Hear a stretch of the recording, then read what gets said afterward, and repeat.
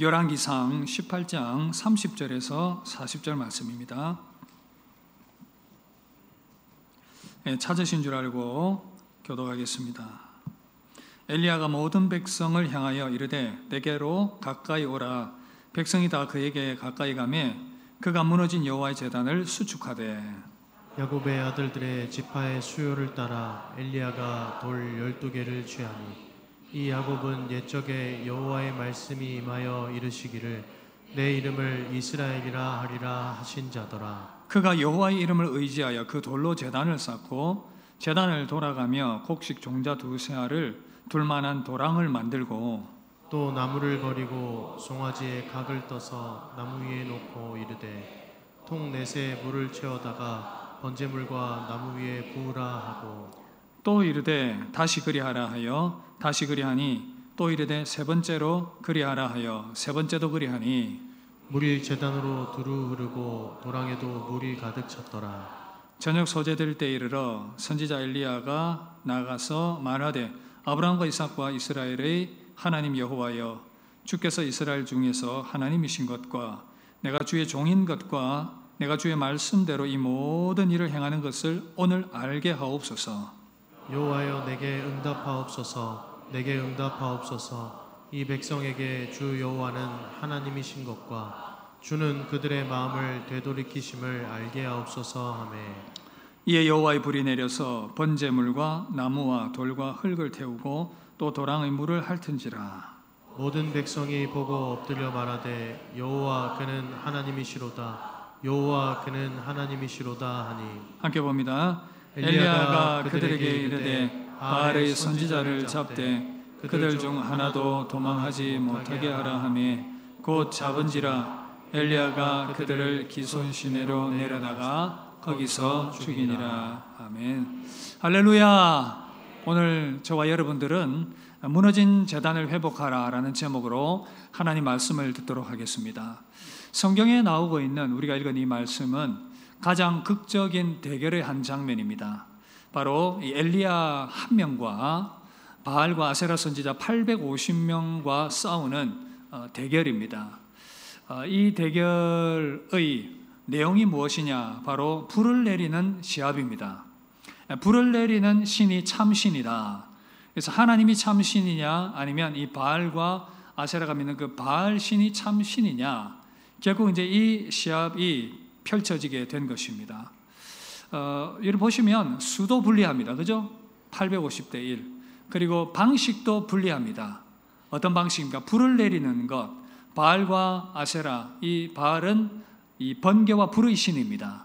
그런데 그 결과가 어떻게 되는지 두고 봐야 될 것입니다. 우리 함께 그 대결의 현장으로 한번 가보도록 하겠습니다. 여러분, 먼저 이 사건의 이 대결의 발단을 한번 살펴보겠습니다. 엘리야와 바알 선지자가 이 대결을, 이 싸움을 하게 된 이유가 무엇인가? 하나님의 백성들이 온통 바알 우상에 빠져 있었기 때문이었습니다. 엘리야는 과연 이스라엘 백성들이 저토록 이 가나안 우상을 섬기는 이유가 무엇인가? 그 바알이 정말 무기력한 존재인데 왜 저렇게 바알에게 빠져 있는가? 그렇다면 참신은 누구인가? 이 대결을 통해서 엘리야는 확실히 좀 보여주고 싶었던 것입니다. 그리고 엘리야는 그들이 그렇게 믿고 있는 그 가나안의 바알이 풍요와 모든 좋은 것들을 약속한다고 했지만 과연 그러한가라는 것, 그것이 아니라는 것을 이 대결을 통해서 보여주기를 원했다는 것입니다. 사실 이 대결은 이미 3년 전에 엘리야가 가뭄을 선포하면서 시작이 되었습니다. 아합에게 가서 엘리야가 선포합니다. 열왕기상 17장 1절에 보시면 내가 섬기는 하나님의 이름으로 내가 말하는데 앞으로 내 말이 없으면 이 땅에 비가 다시 내리지 않을 것이다. 그 선포가 있었고 실제로 그 엘리야의 선언대로 온 땅에 비가 내리지 않자 기근과 가뭄이 임하기 시작했습니다. 그래서 온 이스라엘과 또 사마리아 모든 지역에 비가 오지 않는 가뭄과 또 그로 말미암은 기근이 온 땅에 가득하게 된 것입니다. 이제 때가 되었습니다. 3년의 시간이 지나고 하나님께서 아합에게 말합니다. 엘리야에게 말하죠. 엘리야야, 이제 아합에게 가서 내 얼굴을 보이라. 그래서 엘리야가 아합에게 나아갔습니다. 여러분, 아합이 화가 났겠죠. 자기가 통치하는 나라에 엘리야가 비가 오지 않겠다고 선언을 해서 그 말대로 비가 오지 않아서 온 땅에 기근이 임했으니 얼마나 화가 났겠습니까? 그래서 그 분노를 엘리야에게 쏟아냅니다. 엘리야, 너가 온 이스라엘을 괴롭게 만드는 사람이구나. 너가 정말 악하구나. 이제 아합은 화가 나서 엘리야에게 막 쏟아붓는 것입니다. 그러자 엘리야가 이 아합에게 말합니다. 내가 이스라엘을 괴롭게 한 것이 아니라 당신이 이스라엘을 괴롭게 했습니다. 당신과 당신 아버지 집이 지금 온 이스라엘을 괴롭게 만들었습니다. 바로 당신이 하나님이 아닌 우상을 따랐었고 그 우상을 숭배했기 때문에 온 땅에 하나님의 진노로 말미암아 이 기근이 임하게 된 것입니다. 그 이유를 밝혔습니다. 여러분, 아합의 시대는 온 천지가 우상, 이 바알 천지였습니다. 이렇게 된 이유가 무엇인가? 아합의 아내가 이세벨인데 이 이세벨이 그 시돈 왕 엣바알의 딸이었습니다. 엣바알, 바알을 온통 숭배하는 바알 숭배지의 중심에서 왕으로 있는 그 딸이 바로 이 아합 왕의 이 아내가 되었던 것입니다. 그럼 생각해 보십시오. 이스라엘의 왕이 아합이었고 그 아내가 이 바알을 온통 숭배하는 그 나라에서 온 여인이었습니다. 그렇다 보니까 이 남편이 아내의 말을 못 이기지 않습니까? 그래서 온 나라에 그 바알이 가득하게 된, 사실 이스라엘은 하나님을 섬기는 나라였고 하나님의 백성의 나라였는데 이 정책을 그렇게 왕이 펼치니까 온 땅이 바알 우상 천지가 되어버린 것이었습니다.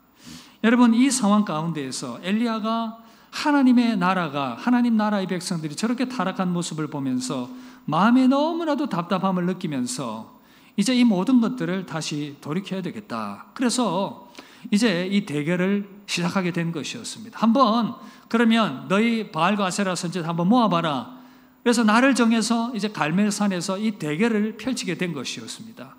엘리야 한 명과 바알 선지자 850명, 바알과 아세라 선지자 850명. 이제 이 싸움이 벌어졌습니다. 시합의 방식은 이렇습니다.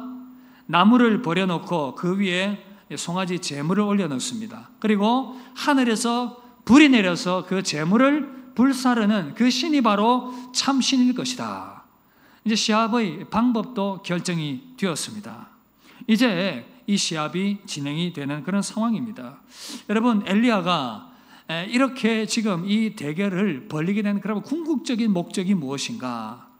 엘리야의 답답함이죠. 우상에 빠져 있는 그 나라의 모습들을 보면서 답답했고, 정말 이 대결을 통해서 너희들이 믿는 그 바알이 아무것도 아니고 하나님만이 참 신이라는 것을 그들에게 보여줌을 통해서 바알에게 온통 마음이 뺏기는 그들의 마음을 다시금 하나님께로 돌이키고자 하는 그러한 목적이었다는 것입니다. 그래서 엘리야가 이 시합을 벌이게 된 목적은 바로 우상을 향해 있는 그 마음을 다시금 하나님께로 돌이키고자 하는 그 의도가 있었다는 것이죠. 사실 이스라엘 백성들은 이 바알과 하나님 사이에서 왔다 갔다 하고 있었습니다. 머뭇거리고 있었어요. 마음이 갈팡질팡했습니다. 그 대결의 현장에 지금 이스라엘 백성들이 가득 있는데 지금 그 대결을 보면서도 마음의 갈등이 있습니다. 이렇게 할까 저렇게 할까, 하나님을 따를까 아니면 우상을 따를까. 열왕기상 18장 21절 이렇게 말씀하고 있습니다. 함께 읽어볼까요? 너희가 어느 때까지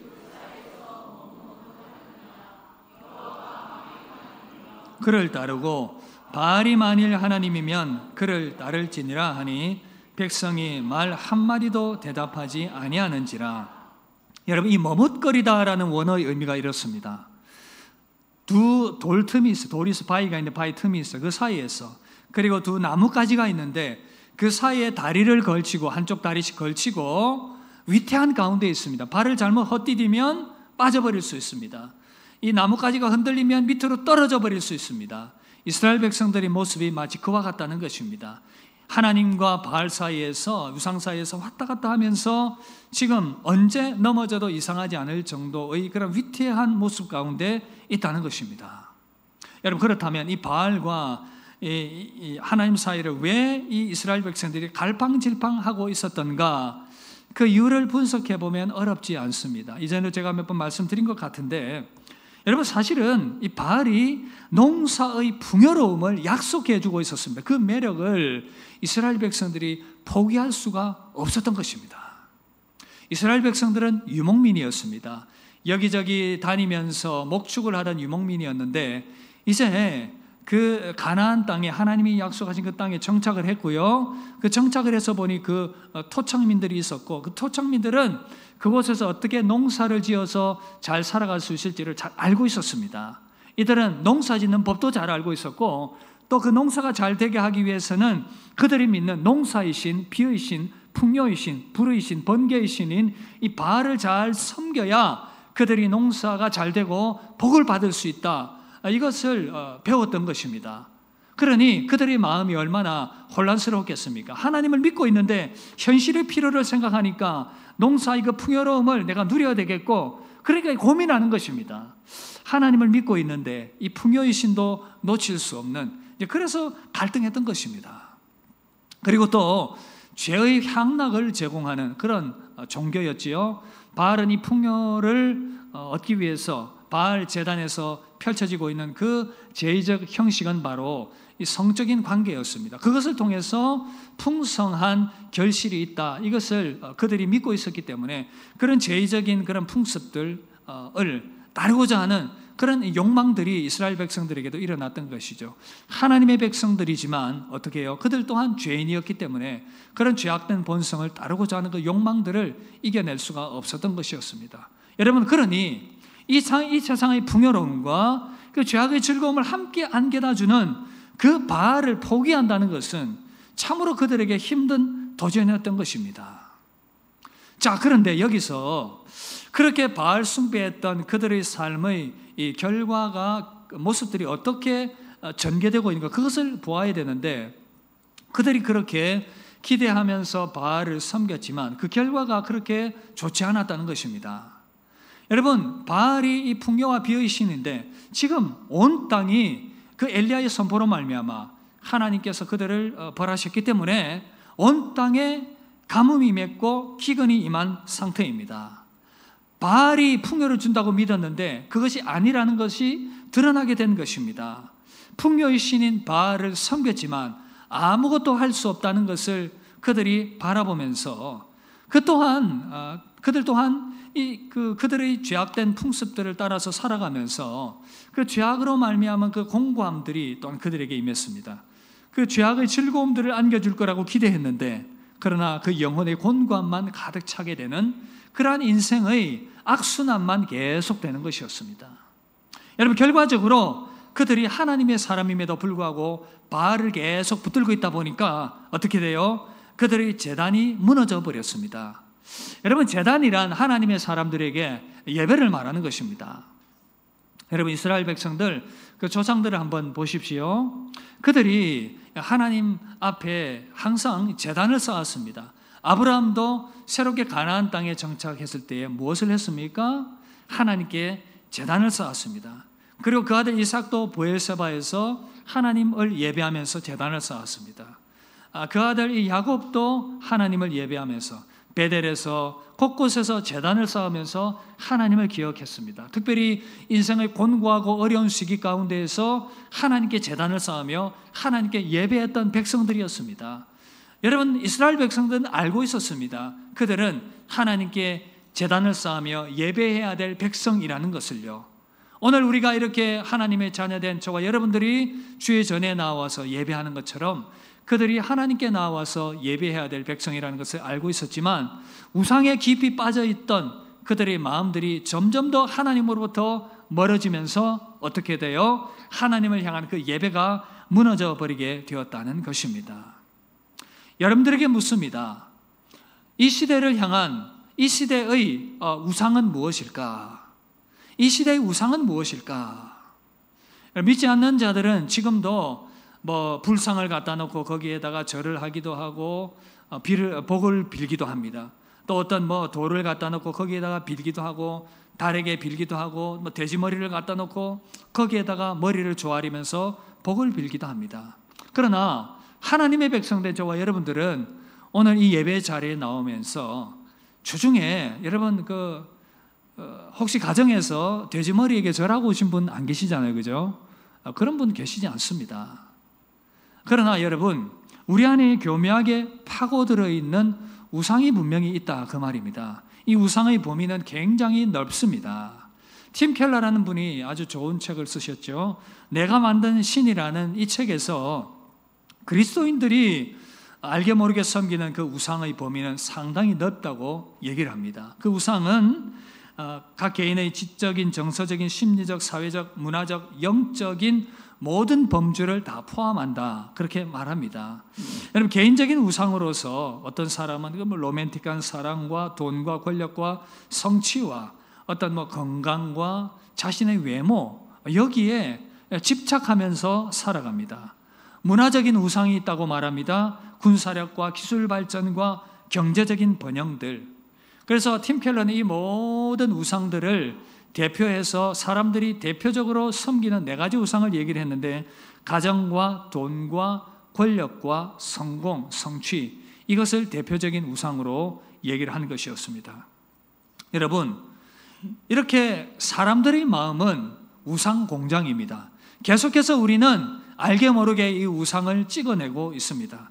에스겔 14장 3절에 보면 하나님은 이스라엘 장로들을 가리켜서 이렇게 말합니다. 이 사람들이 자기 우상을 마음에 들이며, 그래서 성공과 사랑과 재물과 가정과 여러 가지 많은 그런 이 좋은 것들, 하나님을 대신한 우상들을 마음에 계속해서 들이면서 우상을 만들어내고 있다는 것입니다. 그래서 안타깝게도 우리는 참으로 우리 내면은 계속해서 우상을 만들어내는 이 우상의 공장이라는 것입니다. 여러분, 이 우상을 마음에 품기 시작하면 우리의 삶이 지배를 당합니다.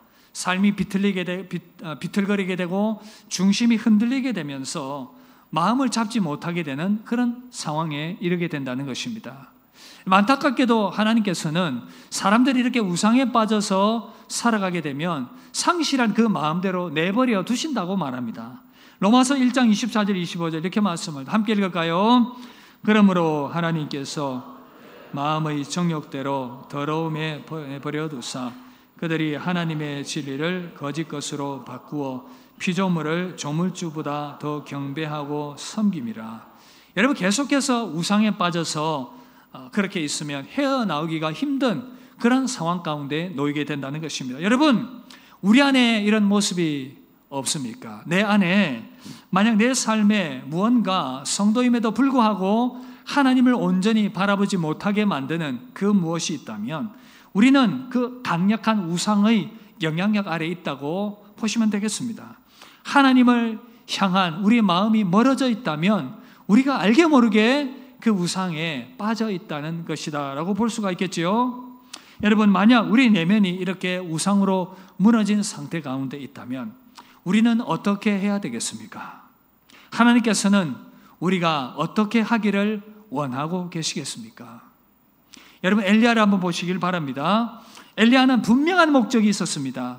우상을 따르다가 갈팡질팡하고 방황하는 이스라엘 백성들의 마음을 다시금 하나님께로 돌이키는 것이었습니다. 우상을 따르다가 망쳐버린 그들의 삶을, 그들의 신앙을 다시금 하나님께로 돌이키는 것이었습니다. 여러분, 그 회복의 중심에 무엇이 있는지 아십니까? 그 회복의 중심에 무엇이 있는지 아십니까? 바로 예배가 있었습니다. 그 회복의 중심에는 바로 이 예배의 회복이 있었다는 것입니다. 우상으로 인해 무너진 그 예배를 다시금 회복하는 것이었습니다. 여러분, 우리에게도 필요한 것이 있다면 바로 이 예배를 회복하는 것이었습니다. 여러분, 우리는 어떻게 이 예배를 회복할 수가 있겠습니까? 우리의 예배를 한번 돌아보시길 바랍니다. 우리의 예배가 무너져 있다면 우리는 이 예배를 회복해야 한다는 것입니다. 우리가 어떻게 이 예배를 회복할 수가 있겠습니까? 먼저는요, 우상의 무능함을 깨달아야 합니다. 우리 함께 따라합시다. 우상의 무능함을 깨달읍시다. 여러분, 우리 안에 이 예배가 회복되기 위해서는 우상이 아무것도 아니라는 것을 먼저 깨달아야 합니다. 여러분, 엘리야는 마음 한편으로 자신감이 있었습니다. 어떤 자신감입니까? 우상은 아무것도 아니고 하나님은 능력의 하나님이시라는 것을 그는 확신했던 것입니다. 엘리야는 이 바알이 무기력한 신이라는 것을 알고 있었습니다. 어떻게 해요? 그가 비가 오지 않을 것이라고 선포했을 때에 어떻게 되었습니까? 그 선포대로 비가 오지 않았습니다. 바알은 비와 폭풍의 신이었습니다. 그런데 하나님의 말씀으로, 그 하나님의 말씀의 권위를 덧입어서 비가 오지 않을 것이라고 선포했을 때 비가 오지 않는 모습을 보면서 여러분, 하나님만이 참 신이라는 것을 엘리야는 깨달았습니다. 여러분, 아합은 처음에 이 엘리야의 말이 우습게 들렸을 것입니다. 걱정 안 한다. 우리에게는 바알이 있다. 바알은 비의 신이다. 풍요의 신이다. 그러나 아합은 결국 깨닫게 되었습니다. 그 바알은 아무것도 아니라는 것을요. 그리고 이 바알과 아세라 선지자 850명의 무기력함도 알고 있었습니다. 여러분, 불이 내리지 않자 엘리야는 그 바알과 아세라 선지자들을 조롱합니다. 너희들은 믿는 그 신, 그 바알 한번 부르짖어 봐라. 지금 바알이 잠을 자고 있는 것 같구나. 바알이 지금 잠들어 있는 것 같구나. 너희들 한번 부르짖어서 한번 바알을 깨워보아라. 그렇게 도전하는 것입니다. 그러자 온종일 이 바알과 아세라 선지자들이 부르짖습니다. 온종일 불을 내려달라고 부르짖었지만 아무런 일이 일어나지 않았습니다.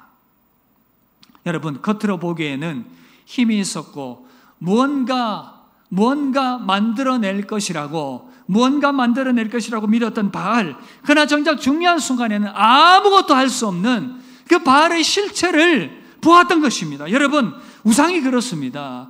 세상이 우리에게 풍요를 준다고 말하고, 그래서 그 풍요를 줄 수 있다고 말하는 그 돈과 믿었던 사람과 의지했던 나의 학벌과 배경과 건강과 내가 의지했던 경험과 내가 의지했던 그 무엇들, 그것들 의지하면 의지할수록, 그러나 그것이 우리에게 좋은 것을 줄 수 있을 것이라고 믿었지만 아무것도 줄 수 없는 그것을 결국은 깨닫게 되면서 우상은 아무것도 아니구나라는 것을 깨닫게 발견하게 되는 것입니다. 그리고 그 우상은 결코 사람들의 영혼을 구원하여서 천국으로 이끌어줄 수가 없습니다. 우상은 이 땅을 사는 동안에 사람들을 올가매어서 마귀와 함께 영원토록 불못에 빠지게 만드는, 하나님의 나라를 선물도 줄 수 없는, 아무것도 할 수 없는 그야말로 우상에 불과하다는 것입니다.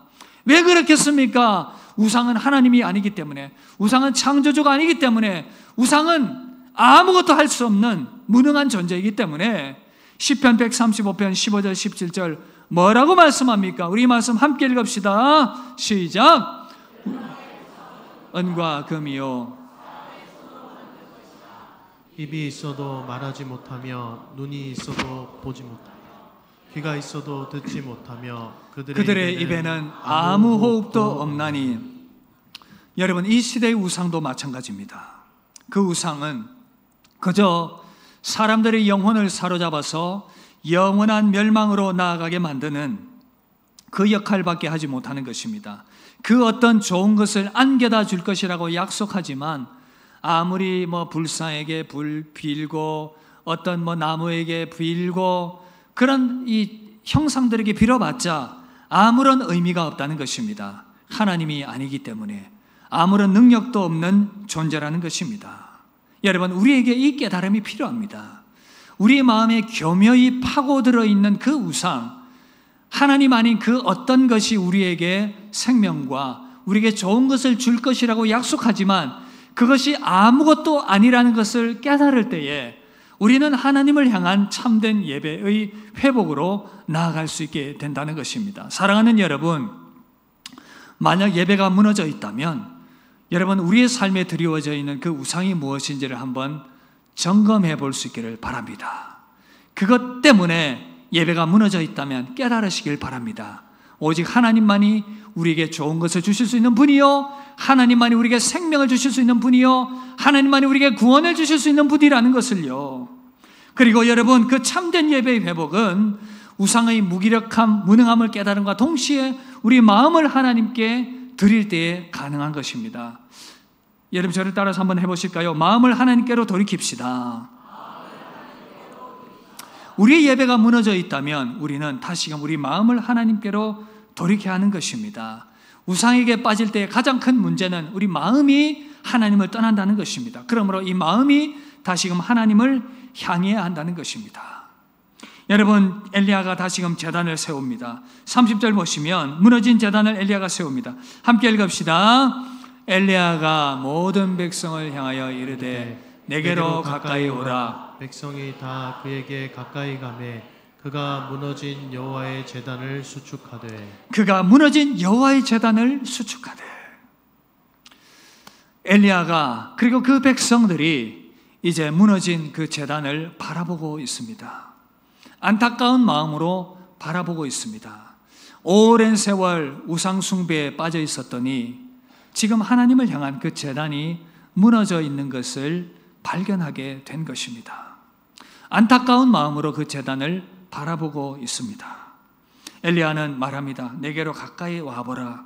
이 무너진 제단을 한번 바라보라. 백성들이 제단 주변에 모였습니다. 그리고 생각합니다. 그 무너진 제단을 바라보면서 우리가 그동안 하나님을 잊고 살았구나. 그동안 우리가 너무 우상에 깊이 빠져 있었구나. 우리가 알지 못하는 사이에 하나님을 멀리하면서 우리의 마음이 이토록 하나님으로부터 멀어져 있었구나. 우리 예배가 무너져 있었구나. 엘리야는 백성들이 보는 앞에서 이스라엘 지파의 숫자를 따라서 돌을 12개를 취하며 그 돌들을 쌓아 올리기 시작합니다. 이 12개는 이스라엘의 모든 지파의 숫자입니다. 그러니까 이제 우리 모든 지파가 무너졌으니 12개 돌들을 세우면서 우리 모두가 다시금 하나님을 향하여 일어나자. 하나님을 향한 예배가 회복되자. 그렇게 도전하고 있다는 것입니다. 여러분들에게 도전합니다. 우리 제단은 어떻습니까? 우리 예배는 어떻습니까? 예배가 무너져 있지 않습니까? 예배는 하나님께 복종하는 행위입니다. 예배는 하나님만이 나의 삶의 전부이십니다 라는 그 고백을 담는 행위인 것입니다. 주일날 단지 이렇게 나와서 우리는 약속된 시간을 지키는 것, 누군가 만남의 약속을 정하고 이 자리에 그저 참여하는 것, 그것으로 끝나는 것이 아니라, 그런 의미가 아니라 이 예배 1시간 지키는 것은 우리의 삶을 여기에 담는 것입니다. 우리의 마음의 중심을 여기에 담는 것입니다. 그런데 이 주일 예배가 무너져 있다면 우리는 심각하게 돌아봐야 합니다. 그 예배가 무너졌다는 것은 예배의 시간을 온전히 지키지 못한다는 것이고, 예배가 무너졌다는 것은 이 예배에 참석하지만 예배에 집중하지 못하는 상태 가운데 있다는 것을 의미합니다. 예배가 무너졌다는 것은 예배 안에 생명력이 없다는 것을 의미하는 것이고, 예배가 무너졌다는 것은 내 삶이 더 이상 하나님이 아니라 다른 것으로 만족하고 있다는 것을 의미하는 것입니다. 그래서 우리의 삶의 중심이 계속해서 흔들리고 있습니다. 말 그대로 머뭇거리면서 이렇게도 못하고 저렇게도 못하는 그런 방황하는 가운데 있다는 사실입니다. 여러분, 그렇다면 다시금 우리의 예배를 회복할 수 있기를 바랍니다. 다시금 제단을 쌓아 올릴 수 있기를 바랍니다. 이스라엘 백성들이 12개의 돌을 쌓았다는 것은 우리 모두가 다 이 예배를 회복해야 된다는 그런 의미를 담고 있다는 것입니다. 어린 아이들로부터 시작하여 노년에 이르기까지 우리 모두가 함께 하나님을 향한 그 예배를 회복해야 한다는 것입니다.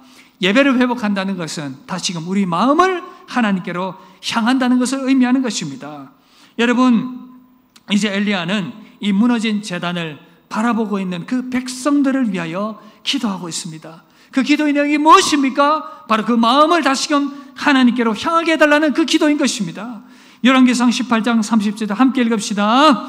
여호와여 내게 응답하옵소서. 이 백성에게 주 여호와는 하나님이신 것과 주는 그들의 마음을 되돌이키심을 알게 하옵소서 하며, 그들의 마음을 되돌이키심을 알게 하옵소서. 여러분, 엘리야의 기도가 바로 그것이었습니다. 지금 우상에 빠져서 온통 그 마음이 빼앗겨 있는 저들의 마음이 하나님의 백성답게 다시금 하나님을 향할 수 있도록 하나님이여 은혜를 베풀어 주시옵소서. 여러분, 사실은 이 기도는 성도들을 향한 기도일 뿐 아니라 우리 모든 인류를 향한 기도이기도 하겠지요. 원래 인류가 하나님의 태생인데 우상에 빠져서 하나님을 떠났으니 모든 인류가 하나님을 향할 수 있도록 하나님 은혜를 베풀어 주시옵소서. 여러분, 우리 안에 있는 우상이 하나님을 향한 마음을 무너뜨렸습니다. 하나님을 향한 예배를 무너뜨렸습니다. 여러분, 성경은 이 우상을, 그리고 우리 신앙을 결혼에 비유를 합니다. 우상에 깊이 빠져있는 모습, 하나님은 우리에게 이제 우리 구원자가 되시고 영적으로 우리는 결혼한 자가 되었습니다. 그런데 우상을 향한다는 것은 우리 마음이 하나님을 떠난 것이고 하나님과의 결혼 관계 가운데에서 문제가 생겼다, 그런 의미 아니겠습니까? 여러분, 하나님께서 우상을 향하지 말라고 하는 그 이유가 무엇일까요? 우상을 향하게 되면 우리 마음이 하나님으로부터 멀어지게 되고 우리 마음 안에 하나님을 향하는 그 사랑이 사라져버리기 때문에, 그래서 우상을 멀리하라 말씀하신 것입니다. 요한일서 2장 15절 16절 우리 말씀 함께 읽읍시다. 이 세상이나 누구든지 세상을 사랑하면 아버지의 사랑이 그 안에 있지 아니하니, 이는 세상에 있는 모든 것이 육신의 정욕과 안목의 정욕과 이생의 자랑이니 다 아버지께로부터 온 것이 아니요 세상으로부터 온 것이라. 자, 여러분 보십시오. 누구든지 세상을 사랑하면 아버지의 사랑이 그 안에 있지 아니한다. 우상의 위험성이 바로 여기에 있습니다. 하나님의 사랑이 사라져버리기 때문에 여러분, 그래서 우상을 멀리하라 말씀하는 것입니다. 여러분, 그렇다면 우리의 마음이 하나님을 떠나 있다면, 우리가 알게 모르게 우상에게 사로잡혀 있는 그런 마음이 있다면 엘리야의 기도가 우리에게도 필요한 줄 믿습니다. 우리가 그렇게 기도해야 되겠습니다. 하나님, 우리의 마음이 하나님을 향할 수 있게 해주시옵소서. 하나님, 우리에게도 응답해 주시옵소서. 우리에게 하나님의 그 깨달음을 주셔서 우상 가운데 있는 그 모든 어리석음들을 깨닫게 하시고 우리 마음을 다시금 하나님께로 향하게 해 주옵소서. 하나님만이 나의 전부가 된다라고 고백하는 그 마음이 회복될 수 있게 해 주시옵소서. 여러분, 그런 기도가 우리 가운데 있기를 바랍니다. 그런 기도가 여러분들의 마음 가운데부터, 마음의 중심으로부터 일어나게 되길 주의 이름으로 축복합니다. 여러분, 엘리야 이 기도가 끝이 나자 어떤 일이 일어났습니까? 하늘에서 불이 내렸습니다. 바알을 숭배하던 자들이 온종일 자기 몸을 해하고 부르짖었지만 아무런 일이 일어나지 않았지만, 하나님의 사람 엘리야가 하나님께 기도했을 때에 불이 하늘로부터 내렸습니다. 그 불이 하늘로부터 강하게 내려서 모든 번제물들을 다 태워버리고 또랑의 물들을 다 핥아버리고 거기에 있는 돌들을 다 태워버리는 강력한 불이 임했습니다.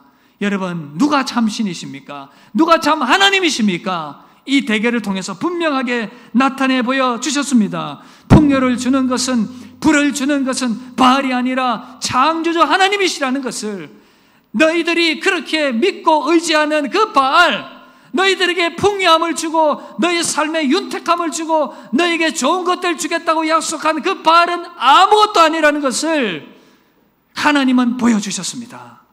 이스라엘 백성들은 그 광경을 목격했습니다. 그리고 마음 가운데 깨달음이 있었습니다. 생각이 있었습니다.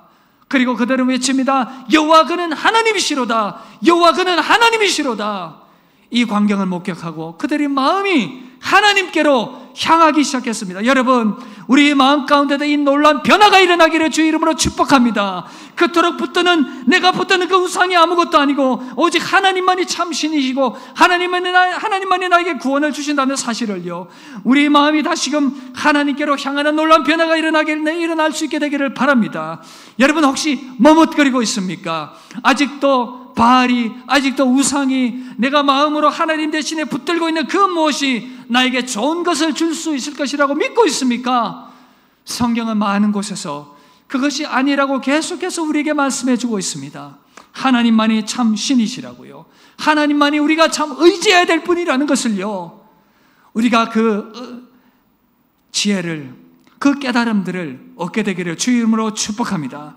여러분, 그런데 우리 마음을 돌이켜서 하나님을 향하는 이 일, 온전히 하나님을 예배하는 이 일이 우리 힘으로 되지 않기 때문에 우리 가운데에 하늘의 불이 임해야 될 줄 믿습니다. 성령의 불이 임해야 될 줄 믿습니다. 우리 생각과 마음을 돌이키는 그 하늘의 불, 성령의 은혜의 불이 우리 가운데 임해서 오늘 함께 예배하는 우리 마음이 정말 우상은 아무것도 아니며 하나님만이 참 신이라는 것을 깨닫는 그 은혜, 그것이 우리의 마음에 확 깨달아지면서 내가 평생에 하나님만을 붙들며 나의 생애를 맡기기를 원합니다. 하나님만이 참 신이시니 내가 하나님만을 의지하면서 하나님이 약속하신 그 하나님의 나라와 천국을 붙들면서 내 삶 가운데서도 좋은 것을 주실 수 있는 참 신은 하나님이십니다라는 그 믿음 붙들고 살아가게 되는 그런 결단들이 새로워지는 그런 은혜가 이 시간 임하게 되게 주의 이름으로 축복합니다.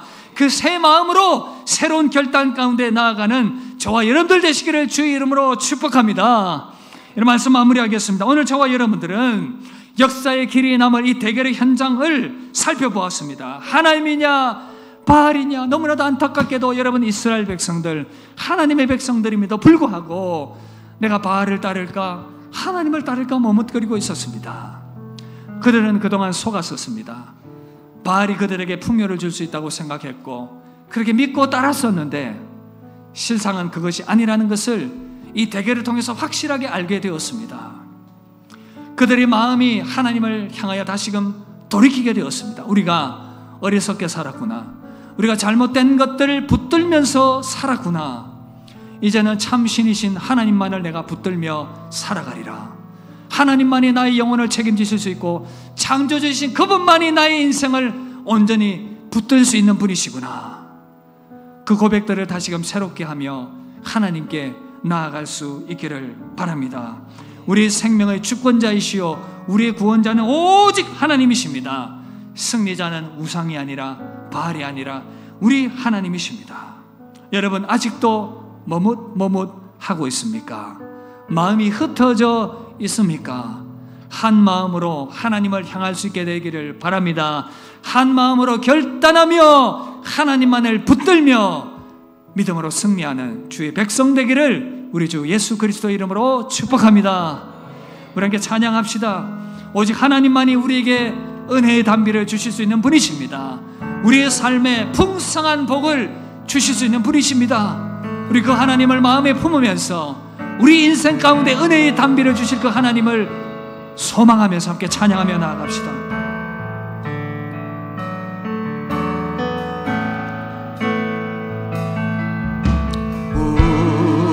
우리 주는 위대하며 우리 주님만이 능력이 많으십니다. 능력이 많으시도다. 그의 지혜 무궁하며 인자는 영원하도다. 상한 자를 고치시며 상한 자를 고치시며 상처를 싸매시도다. 별들의 수를 세시며 이름을 붙이셨도다. 그가 구름으로 오직 하나님만이 우리 가운데 비를 내리시며 우리의 삶을 붙드시는 분이십니다. 그가 구름으로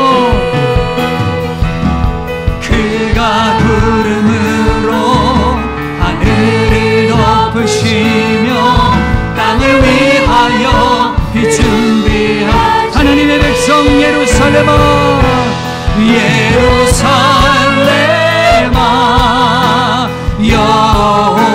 여호와를 찬송할지어다. 내 하나님을 감사함으로 그 앞에 나가며 주 임재 앞에 경배해. 우리 주는 위대하며 우리 주는 위대하신 하나님, 창조주 하나님, 능력이 많으신 하나님, 오직 하나님만 붙들며 나의 인생을 맡겨드립니다. 그의 지혜 무궁하며 인자는 영원하도다. 상한 자들 고치시며 상처를 싸매시도다. 별들의 우리를 창조하신 창조주 하나님, 우리를 구원하신 구원자 하나님, 주의 이름을 높여드립니다. 그가 구름으로 하늘을 덮으시며 땅을 위하여 비 준비하시니, 우리 한 번 더. 그가 구름으로 하늘을 덮으시며 땅을 위하여 우리 가운데 은혜의 담비를 허락하시는 주님, 예루살렘아 여호와를 찬송할지어다.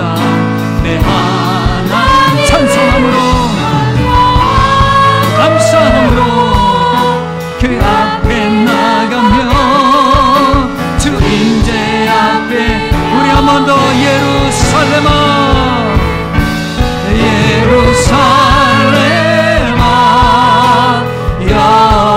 여호와를 찬송할지어다. 내 하나님을 감사함으로 그 앞에 나가며 주 임재 앞에 곁에. 사랑하는 여러분, 하나님의 그 안타까운 시선이 여러분들 느껴지십니까?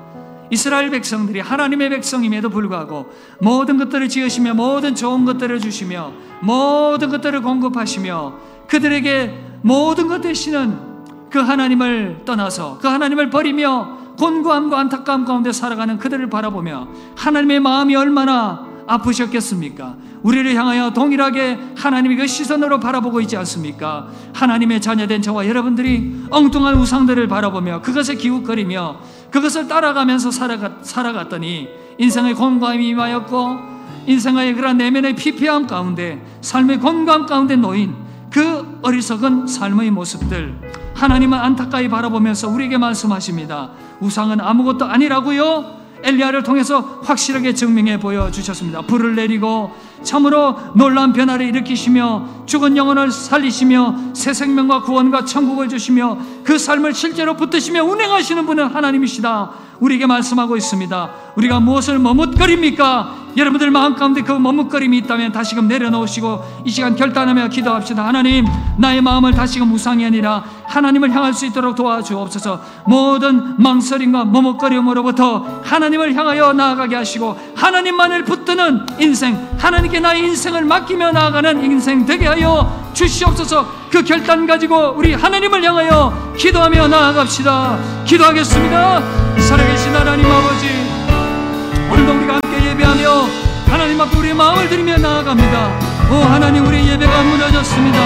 우상을 바라보면서 우상을 향하여 나아가면서 우리 예배가 무너졌음을 고백합니다. 하나님이여, 우리를